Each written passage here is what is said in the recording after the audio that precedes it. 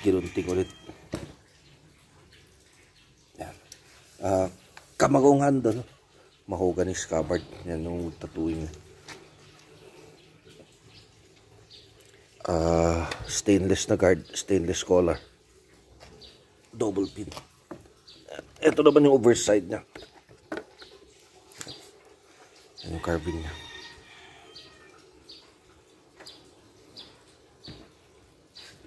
Ito yung blade niya.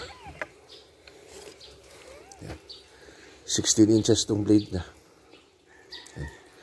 Stainless na guard, cross guard, stainless na collar, dual brass pins, kamagong hilt.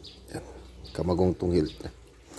Yung scabbard natin is mahogany. Hindi kasi tayo nagkakamagong scabbard dahil pag minsan sa change ng weather, humihigpit, nagwa-warp, kaya mahogany ang ginagamit namin.